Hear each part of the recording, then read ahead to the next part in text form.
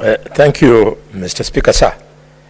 Honorable Speaker, I rise to second this very important bill as moved by Senator Ikanyuri. Mr. Speaker, a bill whose purpose is to establish a legal framework for the promotion of civic education in Kenya and make it, Mr. Speaker, an essential tool for building responsible citizenship. Responsible citizenship is a bill whose time is now. Members of the public would like to be consulted by their representatives when those representatives are making decisions on their behalf. But they don't want to take the responsibility of being prepared so as when now they meet their representatives, they can articulate issues within the framework of lawmaking. What do I mean, Mr. Speaker? I mean that, like, if you go to a place like Kakamega, the county assembly, yesterday, or I don't know, today or something, has made a decision that all public land held in Kakamega will move to leasehold. Essentially, Mr. Speaker, therefore, saying that people must pay rents.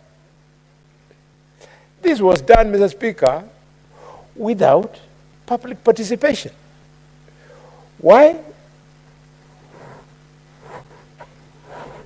Why would people of Mokolonya, Mr. Speaker, want to move from freehold to leasehold on ancestral property so as to attract payment of rents, of land rents? Why would the people of Mayakalo, why would the people of Butsotso from Shea Ward ever support this kind of thing? So had there been this wisdom as moved by Senator Ikanyuri, where there is civic education, then the citizens of Kakamega would not only be given an opportunity, would not only have been given an opportunity, but, Mr. Speaker, would take responsibility by telling those MCS, don't you dare. How do you ask people to pay rents? You're a lawyer on freehold land, just by dint of Governor Baraza signing that this land from today henceforth moves from freehold to leasehold. We need to be consulted. My roots, if the governor of Kakamega doesn't know, are in Bokolonya, where our ancestral land belonging to Muse Liuba Khalwale, the father of Ngosi Liuba, the father of Bukhala Liuba, the father of Shiamia Liuba. That land now, Baraza wants the children who are my cousins now to start paying for this. We will not accept. And what a timely moment. I want to appeal to the people of Kakamega to take it easy. We are around. That misadventure will not take place, Mr. Speaker. Mr. Speaker, as I support this bill, I look at the provisions in Clause 5. Clause 5, Mr. Speaker, is the one that is making civic education mandatory. And it is saying public officials, including elected and appointed officials at national and county levels, shall undergo a mandatory civic education and training on their roles, responsibilities, and obligations as public servants. What a great provision. I mean, you go to Bomet, there at the hall,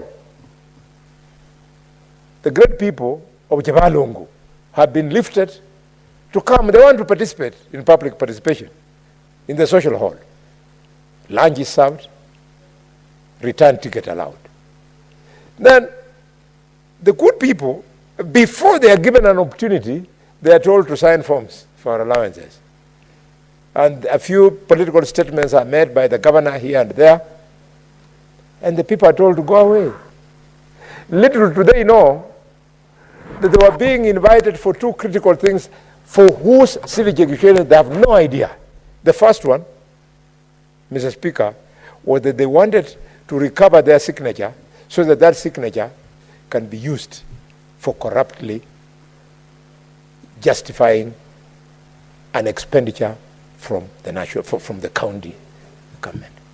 It's happening in Bomet. It's happening in Kakamega. It's happening everywhere. I'm glad that the former governor of Washington is here.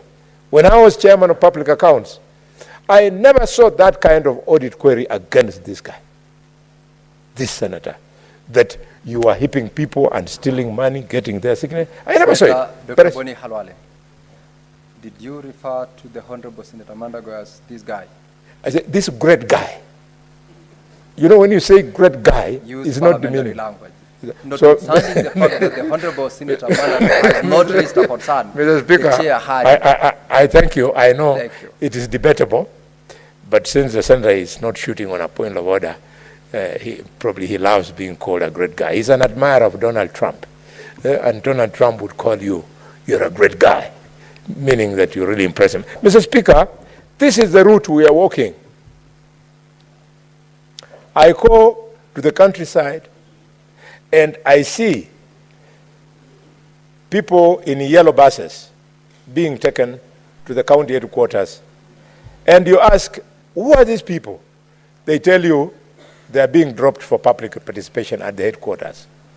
Or it is being done at the Isolio grounds in Shinyalu. Or it is being done at Lumaganda grounds in Lugari. Or it is being done in Nangiri in Likuyani constituency. And when the people go there, the guy coming to invite them for public participation, Mr. Speaker, is himself one of the busybodies around the governor. You hear what they are saying, and you cannot believe it. And at the very worst, Mr. Speaker, in some of the cases, you'll find that people have been brought in Kericho from Anapkoi to come and do public participation, or the county government has gone to Anapkoi. When they go there, the people who make contributions are the people from the governor's office. These ones were just supposed to do a make-believe. I really support this provision. Mr. Speaker, the provision in Clause 8 on the functions of the unit, which are tabulated here, are truly innovative, and I support because they form the basis for realizing the reason why many bills in this House, in the National Assembly, have been challenged in court once they've been signed in law, because the reason has always been there was no public participation. Mr. Speaker, this provision in Clause 8 is the backbone to public participation in law making. Mr. Speaker, which takes me to Clause 9. Clause 9, Mr. Speaker, is the question of funding of civic education. It provides that a county government shall ensure that part of the county government's annual budget is allocated towards funding of civic education activities in the county. This is critical because, Mr. Speaker, it is going to stop the millions of shillings that would otherwise go to development in counties that is lost through public participation that is currently in vogue. I therefore hope that as we pass this into law, that the regulations that will accompany this new act will dissect it further so that we provide that for this kind of activity, this much in quantum terms should be spent, and so on and so forth. Mr. Speaker, having said that, there is a point which I cannot end without speaking to: the issue of corruption. Mr. Speaker, the corruption that I am having on mind is that in the absence of this provision, as I've said earlier on, there's a lot of wastage where public funds are corruptly assumed to have been given to people who participated in civic education seminar and so on, when actually it is not the case. This Senate, because now we are on the home stretch of the 13th Parliament, we must keenly listen to what the accountability institutions are saying. Mr. Speaker, it's only recently that a report from the Ethics and Corruption Commission reported that the rate of corruption is so high in the counties that, Mr. Speaker, up to 16 billion shillings, 16 billion shillings was lost on ghost workers. And the report goes further, Mr. Speaker, to shame those counties where the rate is highest at 100%. And in this list of shame of the counties with 100% rate of corruption are the following counties. Leading the counties of list of shame is Nyamira County, followed by Baringo County, followed by Kakamega County, Siaya County, Bungoma County, Turkana County, West Pokot, Samburu, Nandi, and Kisumu. I don't know what happened in my community, Mr. Speaker. This is not a tribal statement. We all belong to some communities. I don't know what happened. I don't know where Masinde Muliro is, whether sometimes his bones turn in the grave or he wakes up and weeps. I don't know whether Martin Shukuku does the same. I don't know whether Michael Kijana Wamalwa, George Welime Captain, whether they turn for this kind of rubbish that in this short list of shame, our two major counties, the biggest Kakamega, followed by the second biggest Bungoma, are making the list of counties with 100% rate of corruption. I'm appealing to our governors. This is not an insult. Go and think about this. This vanity. Where do you want to go with 1 billion shillings of public funds, Mr. Speaker? If you are a useful professional, did you know that if I give you public funds worth 1 billion at your disposal as out of pocket, you cannot spend it? What will you spend it on? You have nothing to spend on 1 billion shillings. I tell you, I know these things. One of the best houses here you can get in Karen or Runda or what have you. You go there with 100 million, you get a very good home. You still have 900 million. Since you people are practicing family planning, you have 2 children, you need a maximum of 4 million shillings for a child to complete education in a university in the UK. So, 4 million, you'll have educated your family up to university level. At the university. So, you still have not scratched the 1 billion. Mr. Speaker, I hope I'm not going out of order. When I see the Speaker control the standing orders, I get scared. Mr. Speaker, I wanted to direct you to align your support to the relevance of the bill, which you are doing very well. Yes, but corruption. Stick to the relevance on the public participation aspect. Mr. Speaker, bill which we are dissecting this vanity of people wanting to die millionaires or billionaires. You ask young clerk at the desk, Daniel, you give him a good car.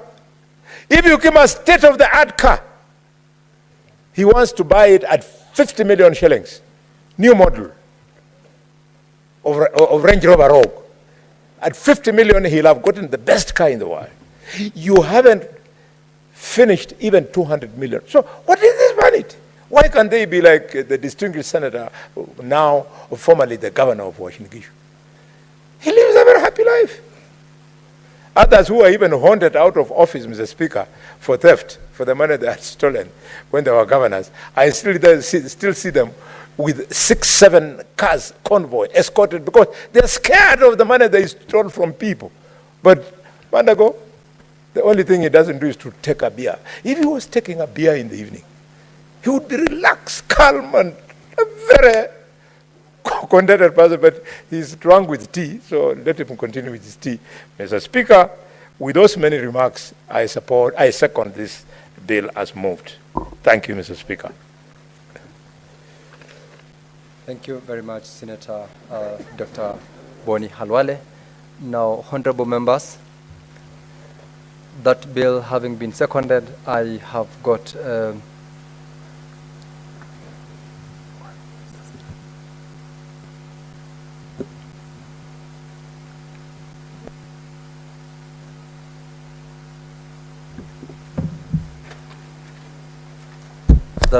honorable members, that bill having been seconded, I noticed there are quite a number of members who are willing to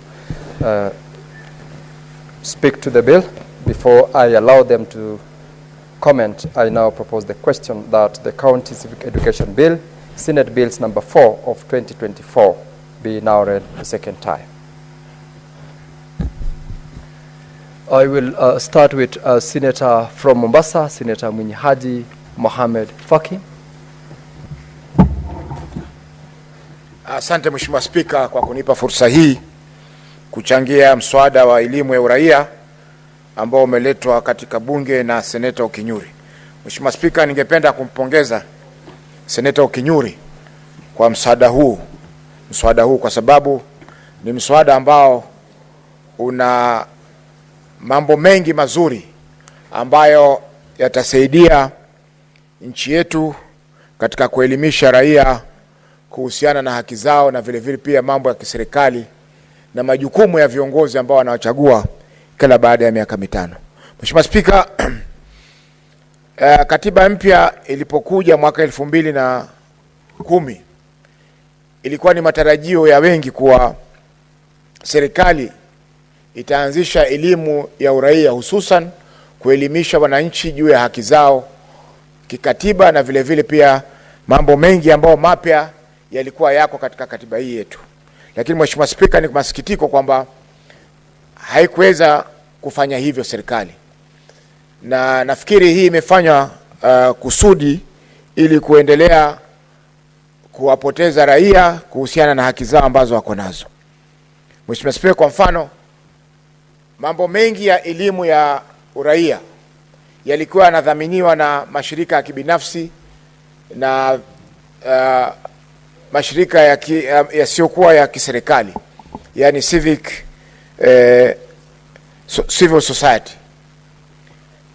Na japokuwa Mheshimiwa Spika, katiba ilipopitishwa ilikuwa ni matarajio ya wengi kwa wananchi wataelimishwa juu ya katiba hii na yale mambo ambayo na zile sheria mpya ambazo zimekuja.